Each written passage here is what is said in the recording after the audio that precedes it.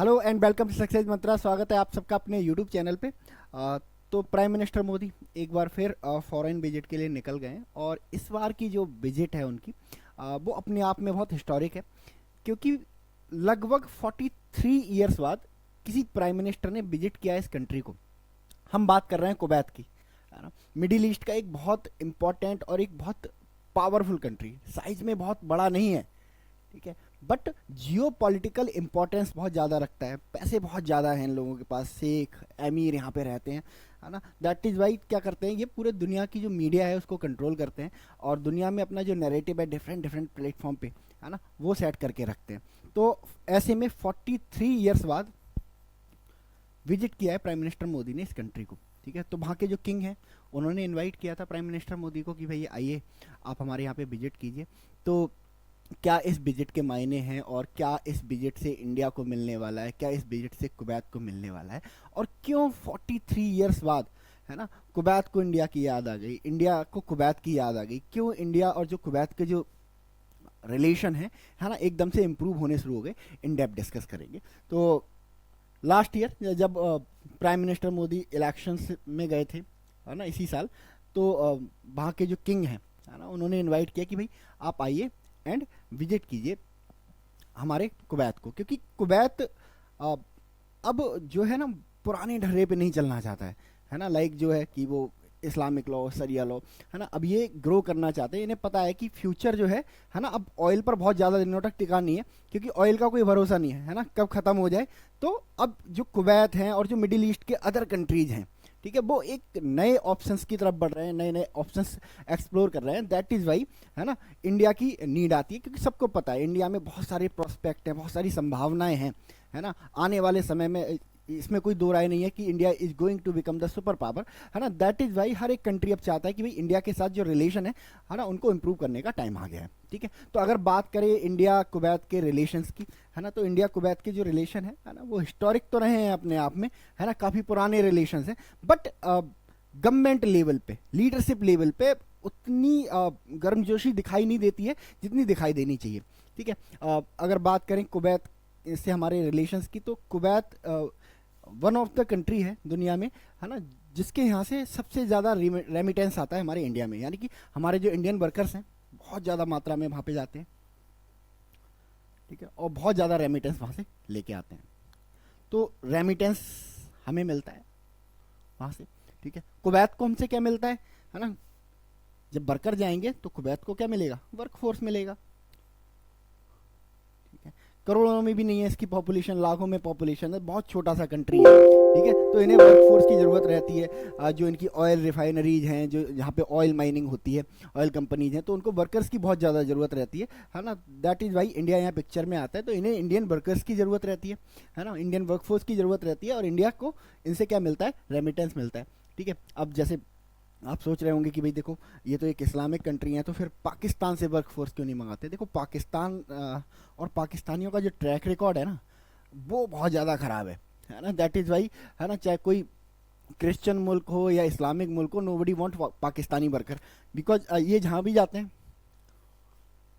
Crime में indulge हो जाते हैं, चोरी चकारी करने लगते हैं, मोलेस्टेशन करने लगते हैं, रेप करने लगते हैं। तो मतलब बहुत ज़्यादा इमेज खराब है पाकिस्तानियों की। तो पाकिस्तानियों को दैट इज़ वाई, है ना, कोई पसंद नहीं करता, कोई नहीं चाहता। और जो इंडियन वर्कफोर्स की बात है, इंडियन वर्कफोर्स अगर वो अनस्किल्ड भी होता है तो वो अपने आप में बहुत प्रोफेशनल होता है, बहुत ज़्यादा प्रोफेशनल होते हैं। हम अपने काम को लेके, हम इंडियंस जो है ना, बहुत ज़्यादा पैशनेट होते हैं, है ना। हमारे यहाँ मतलब जो एक स्लोगन दिया जाता है ना, कर्म ही पूजा, तो हम उसको लिटरली फॉलो करते हैं।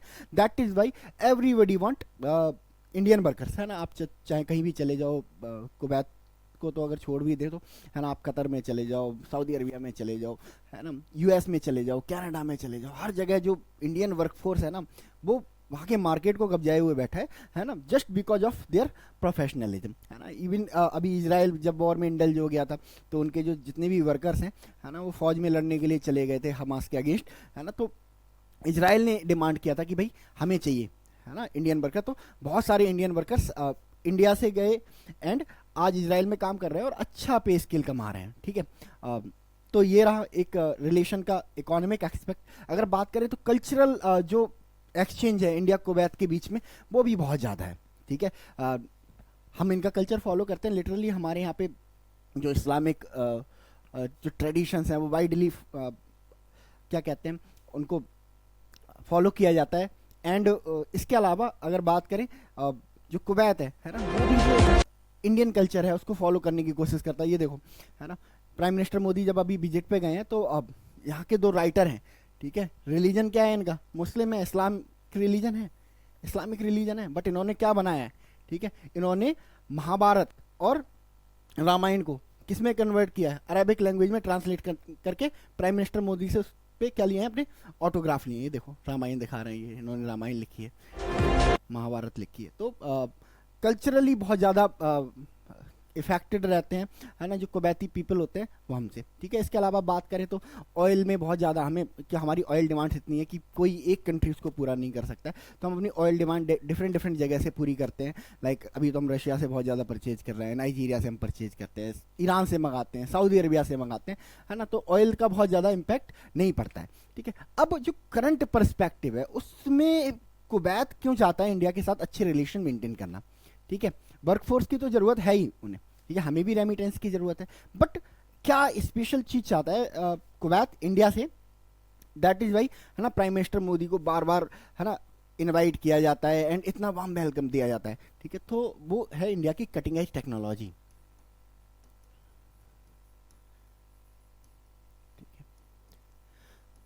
इंडिया आप देखो, चाहे स्पेस का फील्ड हो, आईटी का फील्ड हो, है ना, वहाँ पे बहुत अच्छा कर रहा है ना। स्पेस के फील्ड की अगर बात करें तो हमने जो एक मंगल मिशन भेजा था, है ना, Mars mission, mom Mars orbiter mission.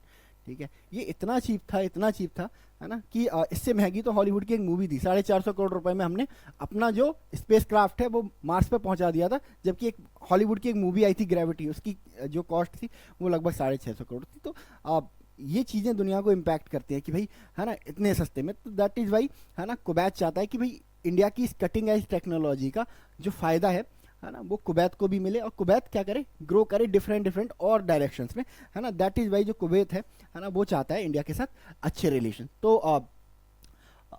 अगर बात करें कि भाई प्राइम मिनिस्टर मोदी के आने के बाद जो मिडिल ईस्ट है ना, वहाँ पे हमारे जो रिश्ते हैं बहुत ज़्यादा तेज़ी से इम्प्रूव हुए हैं। चाहे वो कुवैत हो, चाहे वो सऊदी अरबिया हो, चाहे कोई भी हो, है ना, चाहे सऊदी अरबिया हो, इन्होंने तो अपना हाईएस्ट ऑनर दे के रखा है।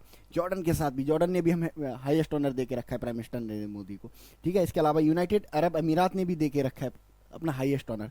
ठीक है, ईरान के साथ तो हमारे अच्छे रिश्ते हम इंजॉय करते ही हैं। इराक में थोड़ी एनार्की है ना, बट इराकी पीपल इंडिया के बारे में कोई नेगेटिव पॉइंट ऑफ व्यू नहीं रखते। तो प्राइम मिनिस्टर मोदी के आने के बाद इस सेक्शन में, दुनिया के इस सेक्शन में इंडिया के जो रिलेशंस हैं वो बहुत ज़्यादा इंप्रूव हुए हैं। ठीक है ना, कुवैत की तरफ से भी बार बार ये कोशिशें की जा रही हैं, कल्चरली कनेक्ट करने की कोशिश की जा रही है। अभी हाल ही में एक खबर आई थी, कुवैत ने जो इंडियन एम्बेसी है उसको इजाज़त दी है कि आप जो एक हिंदी रेडियो है ना वो चला सकते हो। तो हिंदी रेडियो है ना कुवैत में चलता है। ठीक है, तो बहुत तेज़ी से ड्रास्टिकली, है ना, चेंज हुए हैं इंडिया कुवैत के रिलेशन, इंडिया मिडिल ईस्ट के रिलेशन। ठीक है, जिससे नो डाउट इंडिया को भी फ़ायदा पहुंचता है बहुत ज़्यादा, कि हम जो हमारा अनएम्प्लॉयड वर्क फोर्स है वो इन कंट्रीज़ में जाके अपना काम करता है।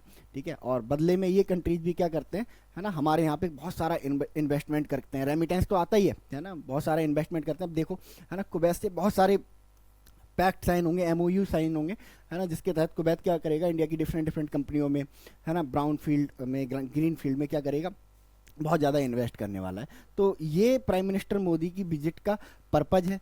ठीक है, और बाकी आप लोग क्या सोचते हैं कि क्या इम्पैक्ट पड़ेगा दुनिया पे, पाकिस्तान पे, इंडिया कुवैत रिलेशंस पे इस विजिट का, आप बता सकते हो मुझे कमेंट सेक्शन में। चलते चलते जान लेते हैं कुवैत के बारे में थोड़ी सी बेसिक इन्फॉर्मेशन, जो वनडे एग्जाम परस्पेक्टिव से बहुत ही ज़्यादा इंपॉर्टेंट होती है।